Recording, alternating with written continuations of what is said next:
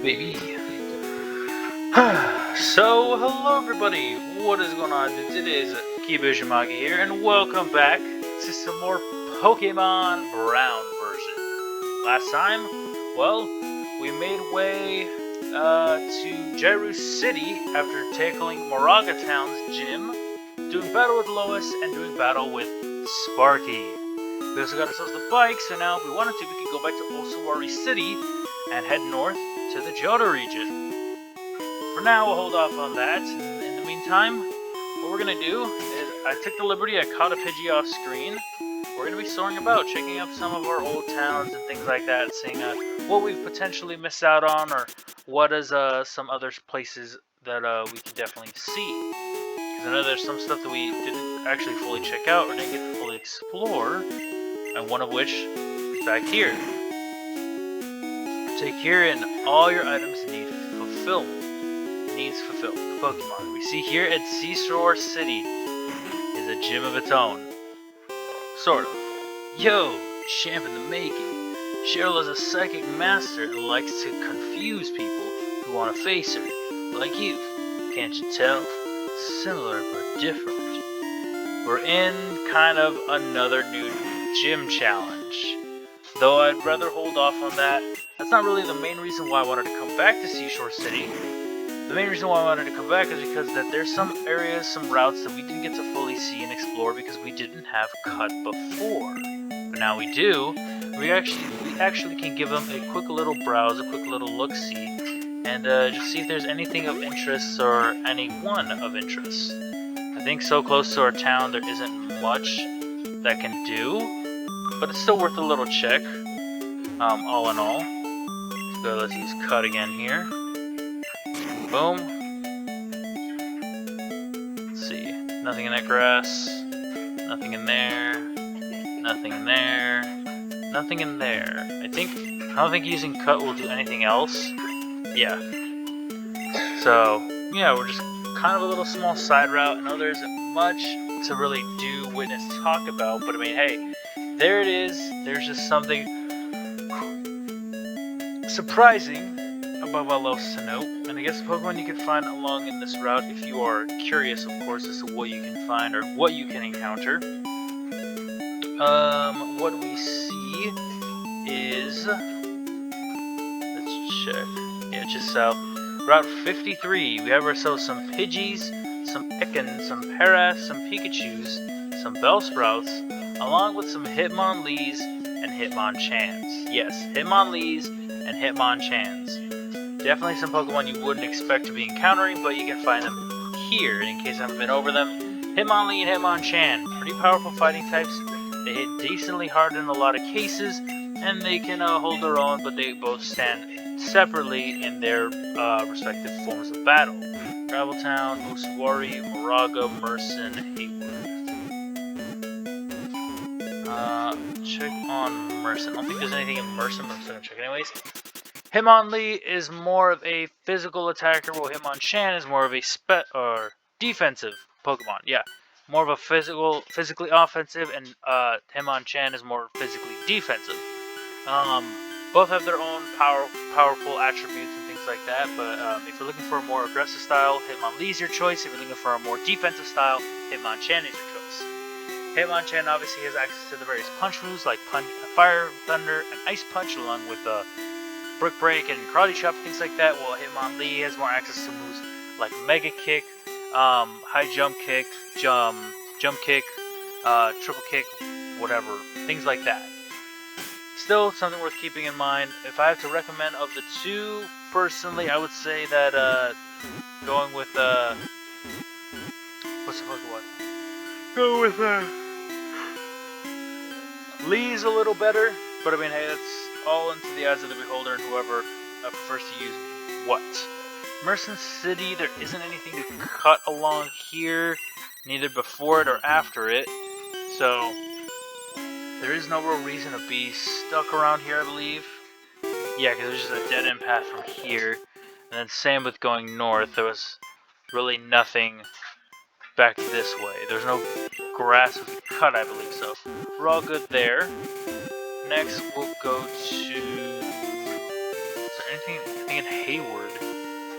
To the left we went to Hayward, there was nothing. North of Hayward, got us to there. Yeah, I guess we'll go to Soaring. Boom. I think this is the next area of real interest. Mainly because we have the coin case now. With it we can actually run the slot machines. You okay? We can run to the slot machines, we can get some coins if we so choose. And we can also check out, finally, the little prize counter. We can get ourselves, you're reading that correctly, Chikorita, Cyndaquil, or Totodile for 2,500 coins each. Each of these Pokemon are Johto starters, and they are prize fighters in their own right. I can pick up any of these and add them to my team if I so choose, but we've already used Totodile in our Crystal playthrough. Chikorita, I've had my gripes about it, it's not really that good. And Cyndaquil, well, I do plan on replaying through Heart Gold and Soul Silver for you guys soon, and when I do, that will be my starter. Aside from that, we might as well briefly go over them.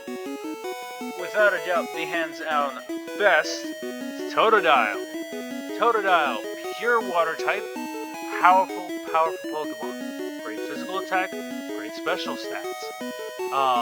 Has good HP, so it can hold its own in a lot of cases, and can definitely serve you pretty well. It learns water type moves, ice type moves, dark type moves, and even I think a dragon type move here. It's pretty powerful, and it can definitely hold its own in a lot of cases. I say it's a bit better than Blastoise. So if you decided to pick Bulbasaur or Charmander, Blastoise or going with Totodile is definitely a really good pick to tackle onto your team. Second up is Cyndaquil. Cyndaquil is a pure fire type and remains that through and through. Think Charizard without flying. Same stats, great attack, great speed, great special, decent HP, okay defense and special, or okay defense. It holds its own, it does a lot of damage, its move pool is a bit limited considering it can't learn anything flying, but regardless, it still is a great asset. It's super valuable and can definitely be worthwhile one way or another. Last one up is Chikorita, the unfortunate child, I guess, the fortunate middle child. Chikorita is a great Pokemon, don't get me wrong.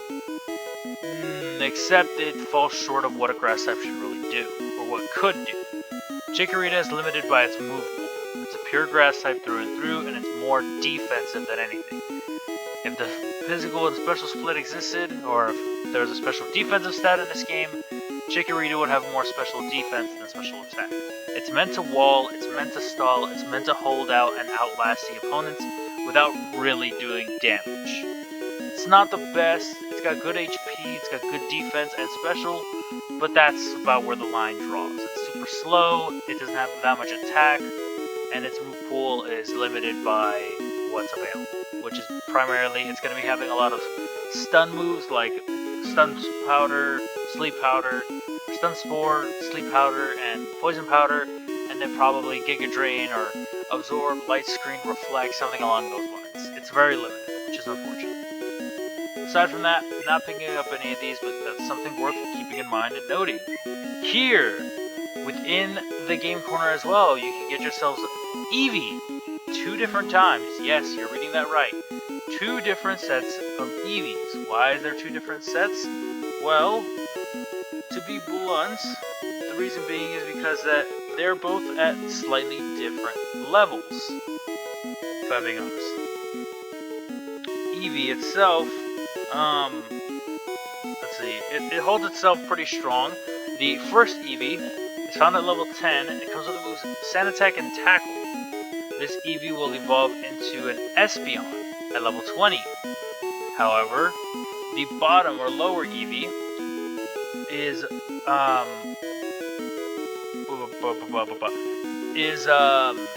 level 10 as well, has Tackle and Sand Attack, but it will evolve into a different Pokemon. It'll evolve into Glaceon at level 20. Eevee, to go over and be blunt with, is a pretty great Pokemon.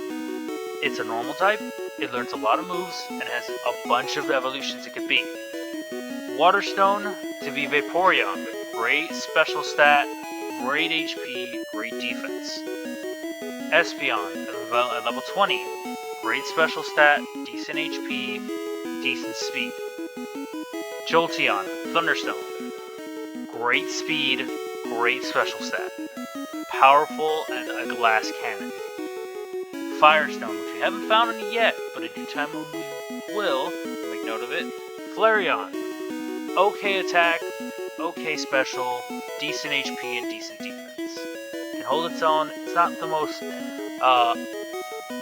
common in line for a fire type, but it does its job pretty well. What am I saying?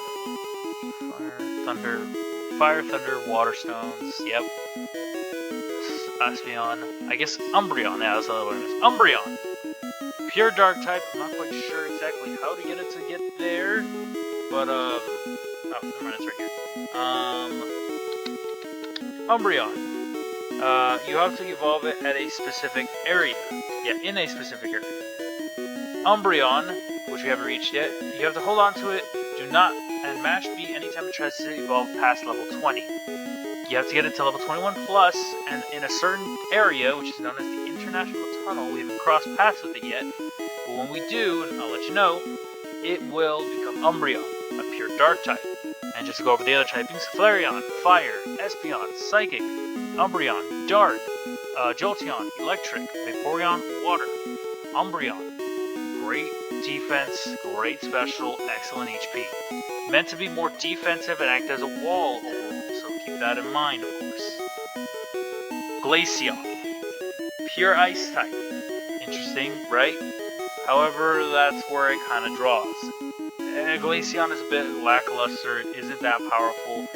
It has okay stats, but if I'm being honest, it doesn't hit that hard.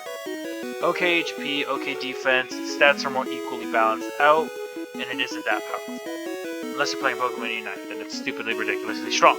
Last one up is Leafeon. Yes, you heard that right. Leafeon is available to grab. Leafeon, pure grass type. Again, falls short of what it could have been. Flareon is actually better than, in my opinion, than these two.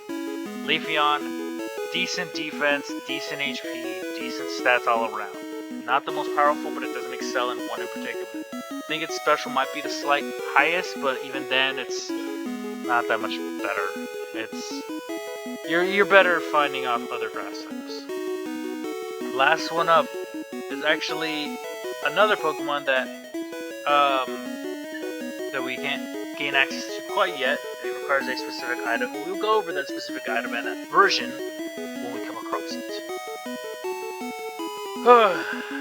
Now I have some of my work cut out for me, because I will be getting a Tyrogue. Tyrogue, pure fighting type, has 3 different evolutions. Hitmonlee, Hitmonchan, and the main one I'm going for, Hitmontop. Typically this is a traditional Pokemon game, depending on your stat spreads. Eventually, it will try to evolve into one of the 3 depending on what your stat spread is. If Tyrogue's attack stat is higher than its defensive stat, it'll go to try and become Hitmonlee. If its defensive stat is higher than its attack stat, it'll try to become Hitmonchan. If both are equal, it will attempt to become Hitmontop. Hitmontop, as a Pokemon, is more well-rounded. It can be both a physical attacker and a bit of a stalling wall. It can hold itself well in a lot of cases, though it doesn't have a lot of HP. It is quite fast and it excels pretty well in a lot of cases. Give me an action, please. It is a great Pokemon and it holds its own one way or another.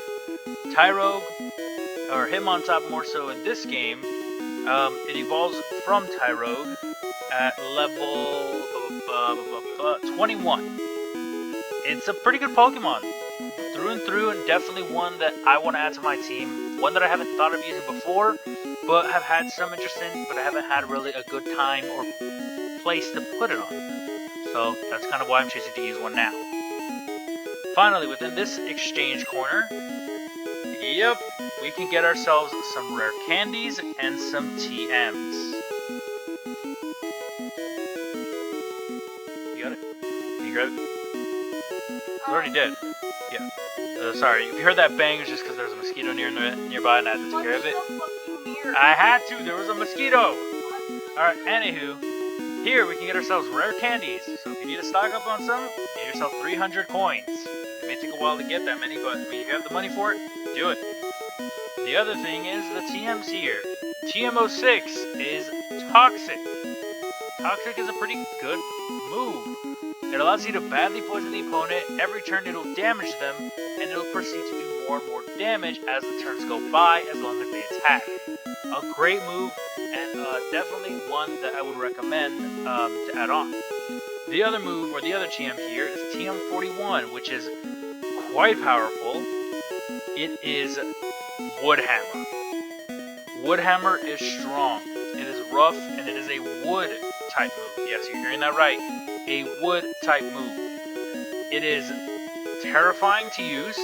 I don't know if it has recoil damage or not, but I do know that it is extremely powerful if it matches up with the Gen 4 Sinnoh version. Aside from that, I have my work cut out for me. So before we wrap this up, I say why not? Let's exchange some coins. And let's test our luck with a little bit of gambling. Let's go. Start talking with some of these. I know that someone here would give you some coins, so let's see if I know someone will. What's up? Want some coins? Yeah. Take 20. Let's try our luck with a slot machine. The way that it works is you can load 3 times of coins, and you want to try to get the best matching score across all 3. Let's go 3 times score. Just hit A when you feel ready. 2, 3. Boom. Nope, that was off. And you want to try to match up as many as you can.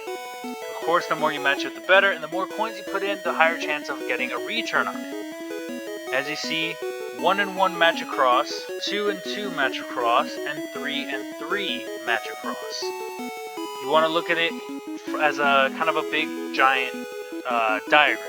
Everything's going to cross and intersect with one another, and you want to try to get things to match up to get the most you can out of it. It may take a bit of time, and it may take a bit of practice, but I mean, eventually you will get it if you have the patience for it. I don't know how well this is going to go for me, but we'll see how it turns out. All I can do is really just bother trying. Hey, cool, we got 3 Squirtles lined up, nice. But yeah, it's literally just constant trial and error, just hope that it turns out well, nothing more to it. For now, I'm going to leave this part here. I'm going to try to get enough coins to redeem Tyrogue onto my party, but that'll be it from me for now. I hope you guys did enjoy it. I hope you all continue to enjoy, and I will be certainly seeing all of you dudes next time. Peace out, everybody.